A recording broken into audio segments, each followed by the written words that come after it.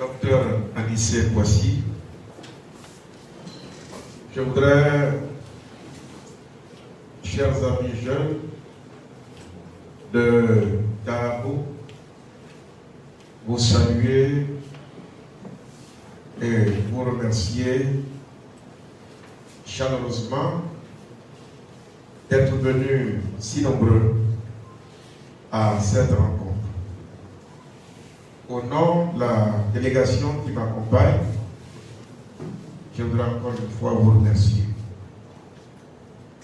Le docteur l'a dit, je m'appelle Boidio Bonan Bertin et c'est le Boidio qui donne le premier cas.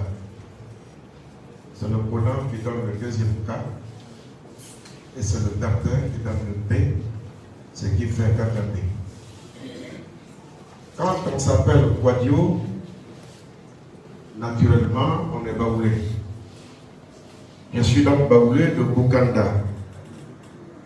Mais mon père a épousé une femme d'Ida, de Lakota. Donc je suis aussi d'Ida. Moitié baoulé, moitié d'Ida, c'est bon à savoir. Je suis là pour la première fois pour parler de moi-même et pour parler de ce que je veux pour mon pays, la Côte d'Ivoire. Je dis pour la première fois parce que il y a quelques dizaines d'années déjà, je suis venu ici. Quand j'étais président des jeunes du PDCI RDA. J'ai été pendant 13 ans président des jeunes de ce parti. Parce que moi-même, je suis PDCI RDA.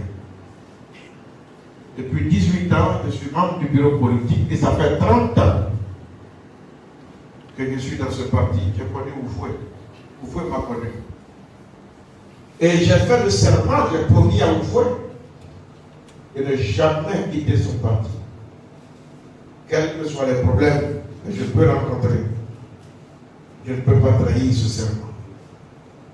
Je suis PDCI RDA.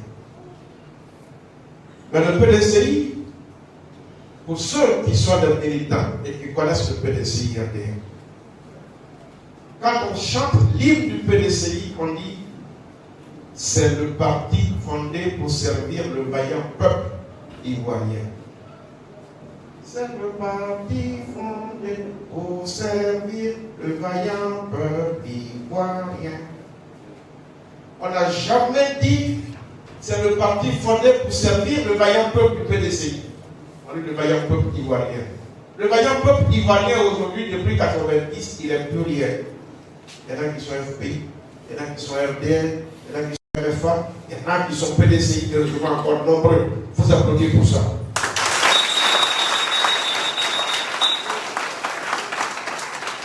Et cette Côte d'Ivoire, ce peuple ivoirien pour lequel le PDCI a été créé, justement pour le servir, c'est au nom de ce service que je viens vous dire, jeunes frères, mesdames et messieurs, que je suis candidat indépendant à ces élections qui arrivent.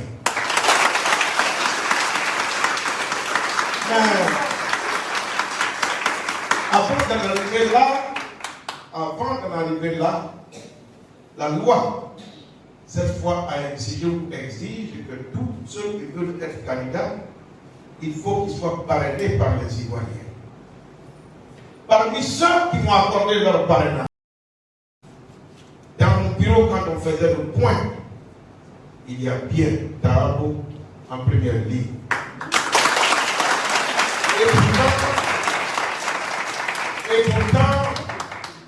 Et pourtant, bien avant le parrainage, contrairement à d'autres régions que j'ai fréquentées, je n'avais pas remis les pieds ici à table. Vous ne me connaissez qu'à la télévision. Vous m'avez entendu dans les journaux, vous m'avez lu dans les journaux, vous m'avez entendu à la radio. Rien que ça, ça a suffi pour que justement vous me fassiez confiance pour m'accorder votre parrainage. Jeunesse de Tarabo, je suis venu ce matin pour vous dire merci. Que Dieu Tout-Puissant lui-même vous bénisse et vous accorde longue vie. Amen.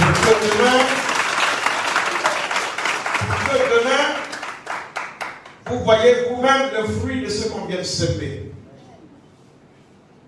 Frère, je ne vous ai rien demandé.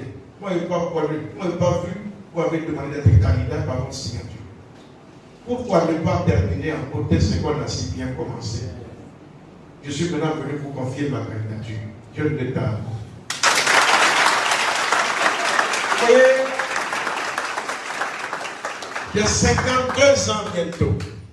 Et j'ai 30 ans de pratique politique. Ça veut dire que depuis là, il y a 20 ans, je suis dedans. Et je connais, j'observe, je regarde. Depuis qu'on est né, jusqu'à ce que j'ai 52 ans, je n'ai jamais vu en Côte d'Ivoire, on a fini l'élection, et puis l'ancien président là, il dit à celui qui est élu, voici les charges.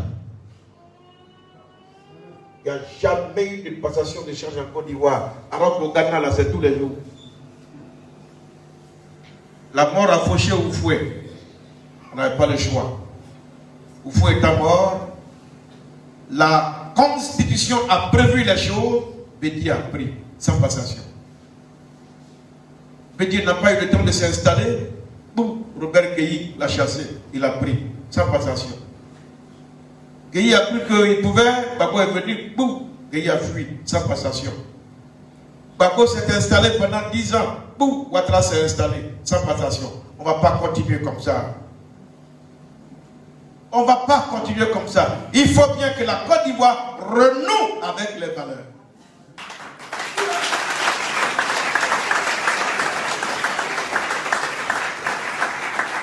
J'ai regardé la liste électorale. Nous-mêmes, on a fait campagne lors de l'enrôlement auprès des jeunes pour leur dire, c'est pour vous qu'on mène ce combat. Allez vous inscrire massivement sur la liste électorale. Les jeunes, ça ne les intéresse pas. Mais il faut vous poser la question de savoir pourquoi les jeunes ne sont pas intéressés. Nous tous, on est à Abidjan là, on est dans la politique, nos enfants ne sont pas sur la liste électorale. Mais pourquoi? Parce que les jeunes disent que c'est une affaire de vieux. Depuis qu'ils sont nés, il n'y a que toujours les mêmes visages qu'ils voient. Il faut que ça change un peu. Voilà un pays où on dit qu'on veut faire le bonheur des jeunes sans les jeunes eux-mêmes. Mais quand Oufoué voulait faire le bonheur des jeunes, il a fait avec les jeunes. Bédié avait 30 ans, ministre de l'économie et des finances. Et on a eu le miracle économique ivoirien. Parce que c'est à 30 ans, de la fleur de l'âge, qu'on est dynamique, qu'on est ambitieux, qu'on a la force, qu'on a la vigueur, et qu'on peut construire et qu'on peut bâtir. Henri Konan Bédié, bien nous, on bâtit ce pays. Et nous leur sommes redevables. Mais il y a un temps pour tout. Et tout aussi a une fin. Regardez la France. Elle est dirigée par Macron, 40 ans, moi 52 ans, 10 ans entre nous. Est-ce que vous pensez que si j'aime Bédié, je serais heureux, fier, qu'à 86 ans, le Bédié que j'aime, mon père, c'est lui qui va s'asseoir à l'aéroport, sous le soleil, sous la pluie, pour attendre Macron qui vient en Côte d'Ivoire?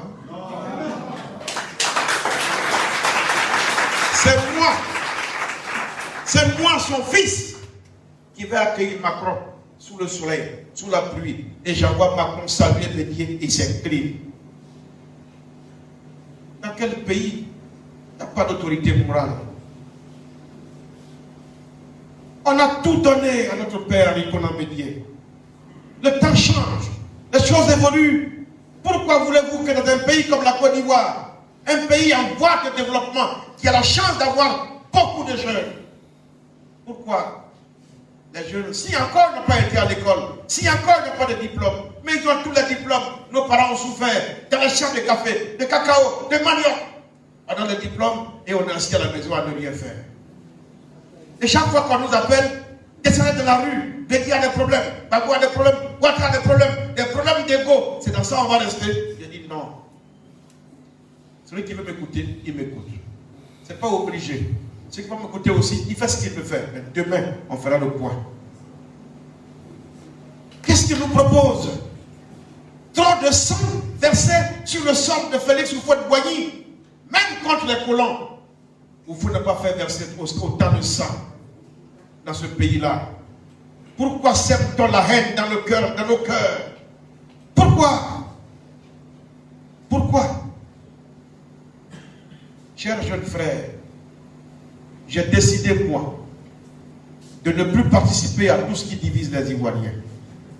Ce pays a trop souffert.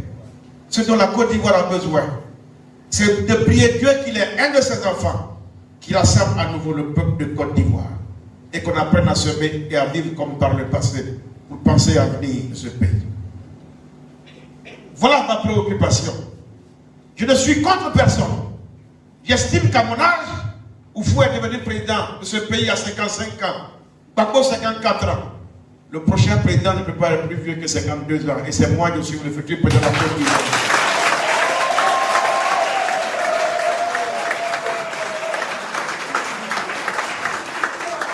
C'est inscrit et puis c'est parce que vous ne faites pas attention aux choses de la vie. Dieu là. Regardez ce pays, chaque 10 ans, il y a le changement. Sans qu'on se rende compte, chaque 10 ans. Oufou est mort. Bédier s'est installé jusqu'en 2000. Robert Gueye a pris 2010. Non. Gueye a organisé les élections en 2000. Gueye a perdu, Gbagbo a pris. Gbagbo a organisé en 2010, 10 ans après. Gbagbo a perdu, Ouattara a pris. C'est son tour maintenant. 10 ans, c'est arrivé. En 2015, quand j'ai perdu, j'ai appelé à reconnaître sa victoire. C'est pas vrai? Après demain là, il faut que Ouattara se prépare à appeler à reconnaître ma victoire.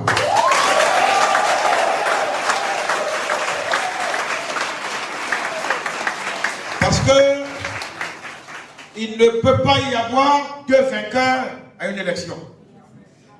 Si en 2010, entre Gbagbo et Ouattara, un seul avait reconnu sa défaite, il n'y a pas eu la guerre dans ce pays. Donc, on ne peut pas recommencer avec les mêmes. Mes chères mamans, mes chères soeurs, chers petits frères, je suis un peu épuisé. Je suis venu physiquement me présenter à vous. Vous dire merci d'abord pour ce que vous avez fait pour moi en m'accordant le parrainage. Les gens sont habillés, ils bavardent sur les réseaux sociaux. Comment Kakabe a pu réunir? Mais bien sûr, il n'y a pas un village dans ce pays qui ne me connaît pas. Depuis 30 ans, je ne fais que ça. Il n'y a pas un village dans ce pays où je n'ai pas passé une nuit. Hier, j'ai dormi ici. Il y a 15 ans, j'ai dormi ici. 2 fois. Quand j'étais président des jeunes du PDCI, j'ai installé des comités de jeunes du PDCI dans tous les villages de Côte d'Ivoire. 15 membres, 25 membres, 15 membres, 25 membres, 15 membres, 25 membres. Ah, quand même. Ces jeunes-là qui ont grandi aujourd'hui il y a 20 ans, on ne peut pas les retourner tous contre moi.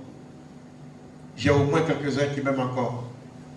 Et puis moi là, mes seules origines, mes parents seuls, ça suffit pour qu'il y ait les parrainages. Je suis baoulé quand j'arrive dans le livre.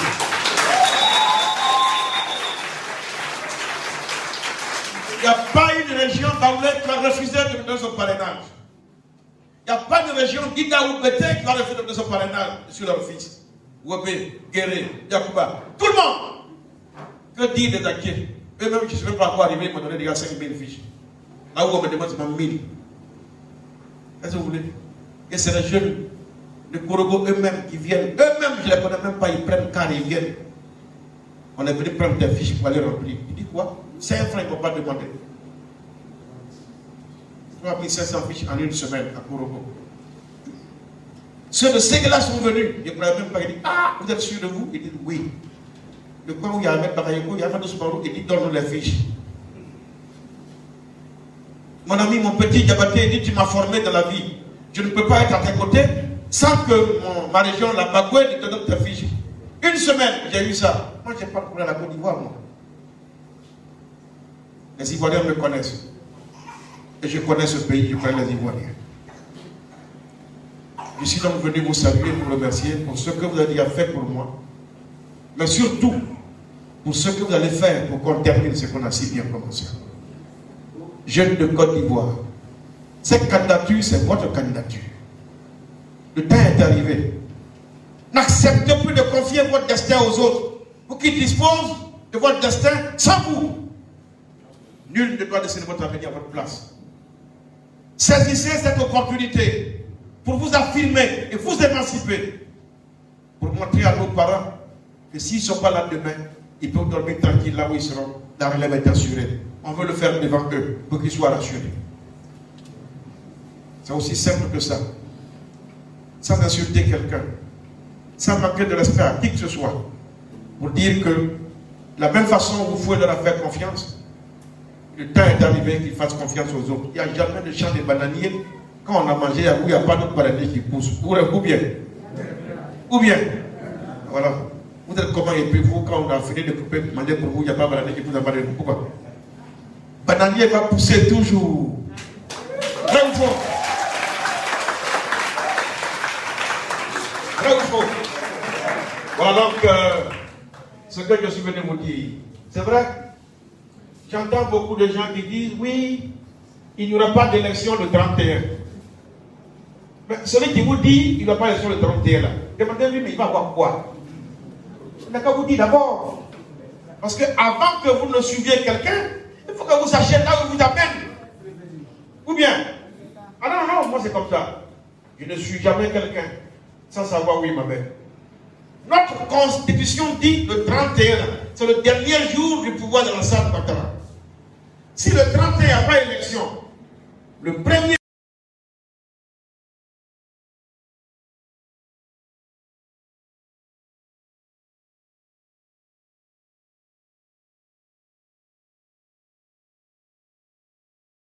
non, moi c'est comme ça, sans savoir où il m'amène. Notre constitution dit le 31, c'est le dernier jour du pouvoir de l'Assad Ouattara.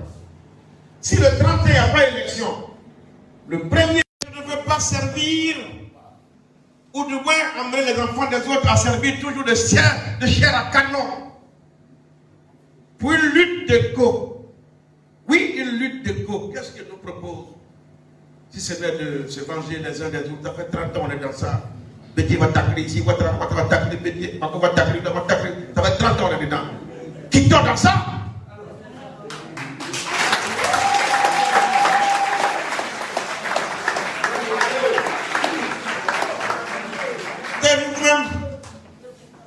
Bédier était tranquille au pouvoir, vous l'a mis là. Bako s'est mis à l'Assemblée nationale, Front républicain. Coup d'État. Bédier s'est relevé. Quand il a essuyé ses larmes, il s'est mis à Ouattara. Bako est là. Maintenant c'est Bédier, Bako, on s'est mis ensemble. À l'heure tout, vous tombez Ouattara. On va arrêter ça.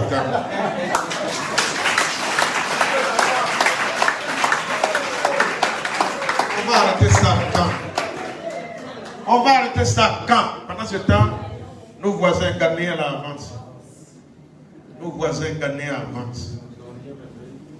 Alors ils avancent. Un pays comme la Côte d'Ivoire, où il pleut tous les jours, la pluie tue les gens, tout pousse, arachide pousse, banane pousse, manioc pousse, coco pousse, mango pousse, tout pousse. Comment on peut quitter un bon pays comme ça pour aller faire marcher?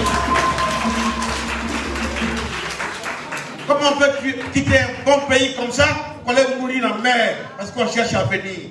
Comment on peut quitter un bon pays béni comme ça de Dieu pour aller faire marcher à Dubaï? Mais ce n'est pas la faute de nos paysans. Parce que nos paysans, planteurs sont au travail. C'est la faute à nos hommes. C'est la faute à nos hommes politiques. Pendant combien de temps on va continuer dans ça, jeunes frères, jeunes sœurs? Moi, je suis venu vous dire, je ne suis pas partisan de la violence. Et je ne peux pas vous obliger à me soutenir. Mais je vous ai dit ce que je pense. C'est à vous d'analyser. Vous êtes tous ici intelligents. Quand je parle, vous savez, si je mens ou si je dis vrai, c'est à vous de décider. Le dernier jour. Si tous les candidats font cette démarche-là, on a au moins une chance de ne pas aller à la violence. Moi, je n'ai pas d'ennemis en politique. Avant de venir ici, tout à l'heure, j'étais au téléphone avec le Goudé. Je ne cache pas, il y a 2 jours, 4 jours, Sorodio m'a appelé. Ahmed Bakaïko est là, on s'appelle. Doumbia est là, on s'appelle. Mabri m'a envoyé un message tout de suite, il dit appelle-moi vite, vite, je veux te voir. Je n'ai pas d'ennemis. Je peux avoir des adversaires, un moment, ça s'arrête là. Quand on a fait l'élection, là, on va jouer. La politique, ce n'est pas un milieu où on vient pour se faire des ennemis et créer la bagarre inutile. Aimons-nous les uns les autres, que seules les idées nous opposent et que le peuple choisisse les meilleures idées pour sa vie et pour son avenir.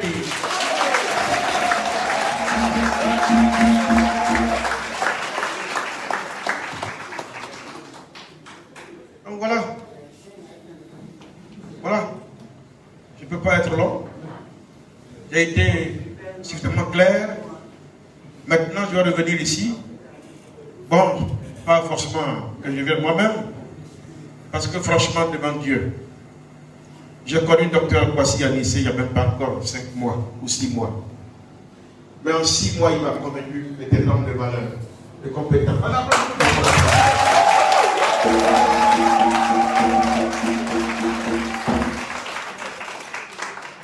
Et notre amitié va profiter à la Côte d'Ivoire, puisque c'est en considérant une amitié solide, en additionnant nos petites compétences qu'on a là, en commun, qu'on va faire avancer la cause de ce pays. Vous voyez l'a dit, les dévanciers ont eu le mérite, de tracer les sillons. C'est à nos jeunes générations pour lesquelles vous pouvez s'être battus pour notre éducation, pour nous former. C'est à nous d'élargir ces sillons. C'est pas à nous de les fermer.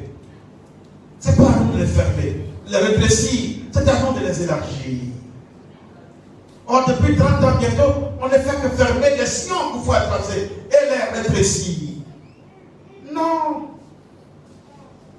Non. Il y a 30 ans, toutes les maladies de la sous-région, c'est ici qu'on les guérissait.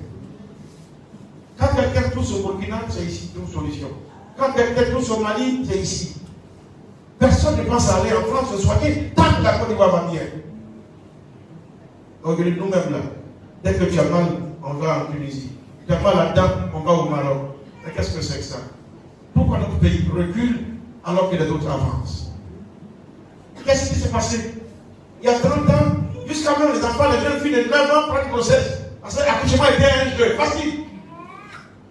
Aujourd'hui, une femme enceinte, quand elle va accoucher, vous allez avoir peur. Elle peut laisser sa vie. Mais pourquoi on a régressé encore dans ce domaine? Mais qu'est-ce qui ne marche pas dans ce pays? Mais qu'est-ce qui ne va pas? Pourtant, c'est les mêmes paysans qui travaillent nuit et jour avec les mêmes efforts, comme sous vous voyez. Mais qu'est-ce qui ne va plus? C'est la même université qui fonctionne, mais qu'est-ce qui ne va plus? Est-ce que nos parents vont plus au champ? Si, ils vont au champ. Avant, il n'y avait même pas de médecins. Aujourd'hui, il y en a plein. À 15 ans, 19 ans, 20 ans, ils sont médecins. Plein de docteurs, professeurs d'université, juristes. Mais qu'est-ce qui ne va pas? Notre classe politique est malade. Le reste du corps social avec sa maladie. Il faut guérir les hommes politiques ivoiriens. Il faut les soigner. Il faut les soigner. Sans état d'âme. Il faut les soigner. Quelqu'un a sida et puis il n'a pas eu. Est-ce qu'il va guérir si on le soigne? Dis-lui qu'il a le sida. Et puis soigne-le. C'est de ça qu'il s'agit. Non. C'est fini là. C'est fini. Mes parents vont vouloir arrêter. Non, Kagame, il veut lutter la place avec son papa. Quand on est au village, à Bokanda, à Kofi Konakro, on peut parler comme ça.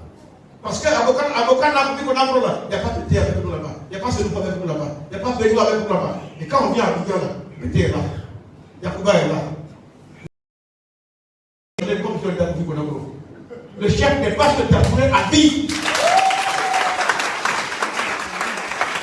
Parce que maintenant, moi j'ai combattu Robert Guéhi parce qu'il a chassé le lieu du pouvoir.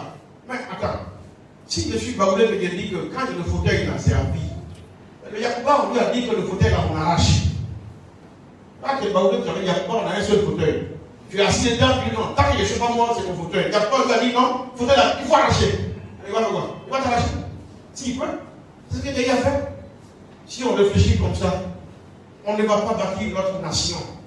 On ne va pas la renforcer. On est une constitution.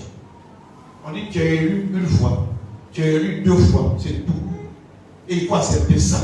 Et si on te dit ça, on ne t'insulte pas. On ne t'insulte pas. C'est des règles qu'il faut qu'on respecte. Et il n'y a pas un âge pour rappeler à quelqu'un les règles. Il n'y a pas un âge pour ça. Si quelqu'un a 15 ans, il est sale, est-ce que c'est sa faute? Si quelqu'un a 20 ans, il est sage, est-ce que c'est sa faute que Dieu lui donne sa pièce très tôt? S'il est éclairé, s'il est intelligent. Mais il faut être heureux d'avoir un enfant qui est éclairé, qui est intelligent, et il faut l'écouter. Ce n'est pas toujours que Dieu fait grâce à quelqu'un de donner un enfant qui est intelligent, ou qui est sage, ou qui est éclairé. Quand tu achètes d'en avoir un, il faut l'écouter. L'humilité commence par là. Écoutez, même plus petit que soi. C'est ça la vie. C'est ça la vie. C'est ça la vie. Or, je m'excuse, mais je le dis, on a le sentiment que dans notre milieu politique, on a aidé à créer des petits dieux qui ne veulent même pas qu'on leur parle. Quand je dis la vérité à un seul, il a offusqué. Il ne sait pas pour qui. Quel prétentieux. Il va me défier. C'est quoi la défiance? C'est quoi l'orgueil? Tout ça est vanité. On ne gouverne pas un peuple avec l'orgueil. On ne gouverne pas un peuple avec la rancune. On ne gouverne pas un peuple avec le désir de vengeance. On gouverne le peuple avec l'humilité. On est à l'écoute du peuple. C'est ça la force des grands chefs. L'écoute, l'humilité. Pas l'orgueil, l'humilité.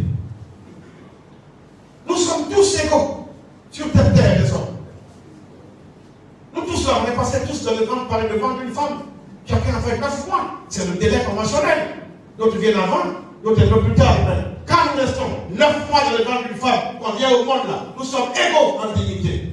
Nul n'a le droit de passer qui peut mépriser et piétiner un autre. Au nom de quoi? Tu es un chef, parce qu'il y a des subalternes qui t'ont fait de toi chef. Si tu es chef, tu dois les respecter. On applaudit,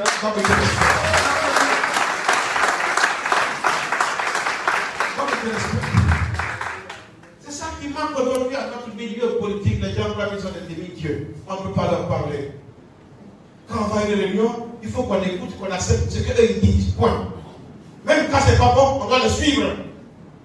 Quand on a lancé l'appel de Daoukro, vous, les militants du PDCI, je vous ai dit que c'est pas bon. Ne le faites pas. Qui m'a écouté? Qui m'a écouté? Vous tous, vous m'avez insulté dans les journaux partout ici. Sur Facebook, vous me traitez de tous les noms. Il est impoli, il insulte son père. Je vous ai dit, l'appel de Daoukro va tuer le PDCI. On est où aujourd'hui? On est où aujourd'hui? On est où aujourd'hui? On a perdu Yaoussou Diallo, l'enfant de Donvaï. Donvaï Charles, c'est l'ami intime d'Henri Konan Bédié. Son fils Alain est né dans les bras de Konan Bédié, qui l'a aidé à grandir. Comment il peut quitter Bédié pour aller chez Hassan Ouattara? Yaoussou Diallo de Didier Viché, avocat de Bédié, comment il quitte Bédié pour aller chez Hassan Ouattara? Jean-Paul Kwasi que je connais à Guaké, comment il quitte Bédié pour aller chez Hassan Ouattara? À Kawale, c'est mon témoin de mariage que je connais. Comment il quitte Bédié pour aller chez Ouattara? Il y a problème. À Michel François, comment il quitte Bédié pour aller chez Hassan Ouattara? On me dit non, ils ont faim. Qui vous dit qu'ils ont faim? C'est d'ailleurs parmi nous, ceux qui ne sont pas faits, qui n'ont pas faim. Il y a un problème. Mais vous ne voulez pas qu'on en parle. Et le parti se vide. Le parti se vide. Il va rester qui? Gigaoué seul. Qu'est-ce qu'il va faire? Qu'est-ce qu'il va faire? Il peut laisser Gigaoué quand il va rester seul. Qu'est-ce qu'il va faire? Il peut laisser Gigaoué rester seul. Il faut arrêter. Je suis candidat indépendant. Ce n'est pas la première fois qu'on peut laisser Gigaoué, ça arrive. En 2000, on a fait une convention à Yamoussoukro. Bombay a été élu candidat du PDC Gigaoué. Bédié est resté candidat indépendant. Et Gigaoué est resté candidat indépendant. Je ne suis pas le premier à commencer la candidature indépendante au PDC Gigaoué. Est-ce que eux, on les a radiés? Est-ce que eux, on les a suspendus? Et puis allez-y aujourd'hui à l'Assemblée nationale de Côte d'Ivoire. Le PDC a 80 députés. Sur les 80 députés, il y a 45 qui ont été élus indépendants. Ça veut dire qu'ils ont battu les candidats du PDC et qui ont donné leur victoire au PDC. Et bien le 31 octobre, je serai élu président de la Côte d'Ivoire et je m'occupe de la vie du PDC.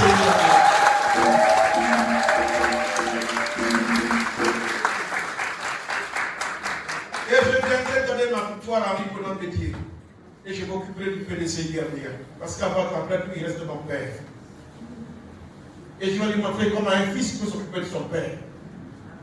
Oui, ça n'est pas le cas.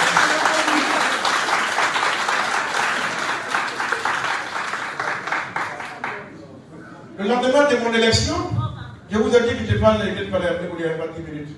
Mais quand je suis élu là, le lendemain, Mako est à Abidjan.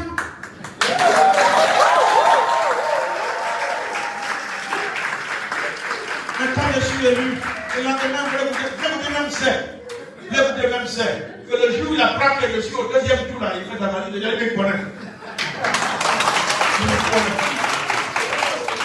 Et quand il rentre au pays, bon, d'abord, tu es ancien président. Voilà ce que la loi a fait pour toi. Tiens. Pour ta famille, tiens. Pour tes enfants, tiens. Pour toi, voilà, tiens. Alors, ça nous battra. Tu n'as pas de raison de t'inquiéter. Tu as été là, tu as fait quand même un troisième pont, tu as fait des stades de Foué-Boigny, on va peut-être, tu es là tranquille. Voici ce que la loi a fait pour toi. Tiens. Henri Conan de Dieu. Henri Conan de Dieu, tu vas travailler pour ce pays. Tu es un grand monsieur. On va prier pour toi pour que tu vives encore longtemps. Ce que la loi a prévu pour toi, voilà, tiens.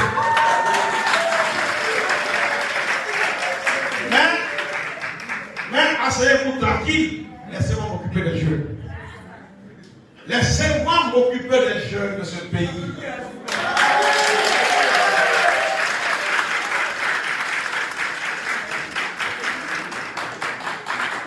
Est-ce que ça c'est compliqué? Qu'est-ce que moi j'ai de plus que vous? Voilà mes pauvres, regardez-les. Je suis toujours au champ comme vous. Mais parce qu'on se connaît. Je ne peux jamais vous trahir.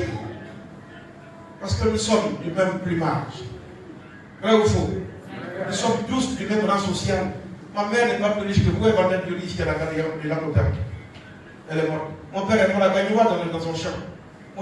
Pourquoi je vais vous mépriser un jour? Pourquoi? D'où vient ça viendrait que je vous méprise un jour? Mais j'ai vu comment les paysans, je vois comment nos paysans souffrent. Et il faut que j'apporte un peu de soulagement au monde paysan.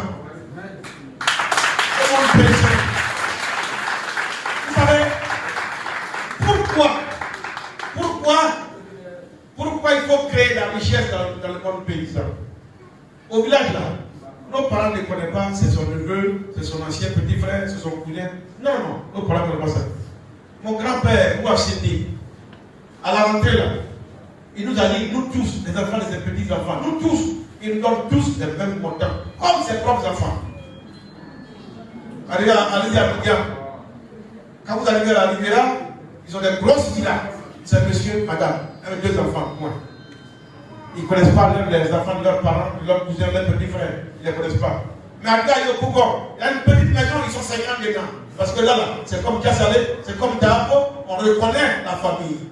Si ils sont riches, la Côte d'Ivoire entière en bénéficie. Bon, excusez-moi, ça ne laisse pas.